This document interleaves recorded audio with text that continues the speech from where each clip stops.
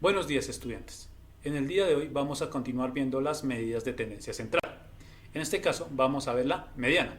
Pero antes de empezar la clase vamos a copiar lo siguiente en el cuaderno.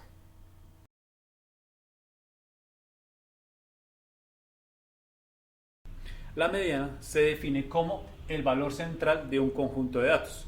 Por favor, anotar esta definición en sus cuadernos. Se considera como una medida de tendencia central debido a que se localiza en el centro de la distribución de los datos. Una de las ventajas de la mediana es que no se ve alterada cuando se modifican valores a los extremos del conjunto de datos, como sucede en la media aritmética simple o en la media aritmética ponderada. La mediana solamente se modifica cuando el orden de los datos cambia. Para determinar el valor de la mediana no es necesario conocer el valor de todos los datos del conjunto, solamente es necesario conocer el valor central en el cual la mitad de los datos son mayores que este valor y la otra mitad son menores que este valor. Cuando se va a calcular la mediana de un conjunto de datos pueden ocurrir dos cosas. La primera es que haya un número impar de datos o la segunda que haya un número par de datos. Vamos a ver qué hacer en cada caso. Primero, consideremos que tenemos un número impar de datos. En este caso, tenemos 7 datos. El número 6, 8, 6, 10 y 5. Entonces, vamos a realizar lo siguiente para calcular la mediana de estos datos. Lo que inicialmente debemos hacer es ordenarlos de menor a mayor, de esta forma. 5, 6, 6, 8 y 10. Lo que debemos hacer para calcular la mediana es ubicar el dato que se encuentre en el centro de los demás datos ordenados. Ahora, lo que observamos es que el valor 6 está en el centro de ese conjunto. Por lo tanto, el número 6 es la mediana de este conjunto de números. Y lo vamos a escribir de la siguiente forma. M es igual a 6. Por favor, anotar esto en sus cuadernos.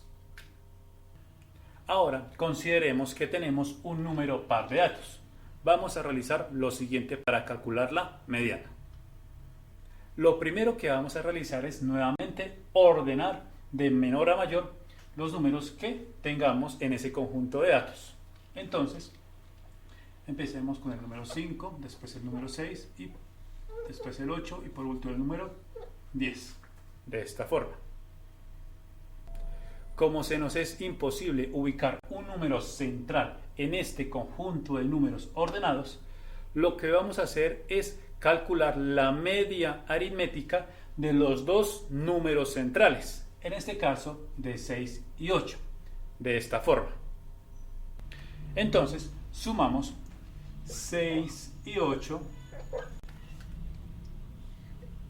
y lo dividimos entre 2, es decir, entre la cantidad de datos.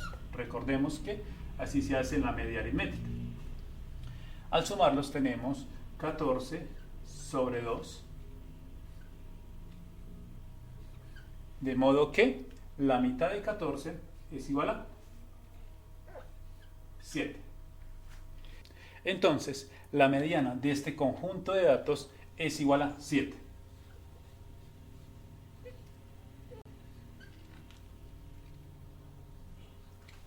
Por favor, anotar esto en sus cuadernos.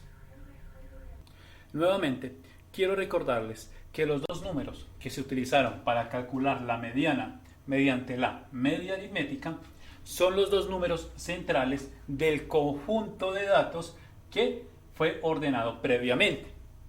En este caso, como fueron 4 datos, pues los dos datos centrales son los que se ubican en la segunda y en la tercera posición. Ahora los invito a desarrollar los ejercicios de la guía de trabajo que ya se encuentra en la plataforma.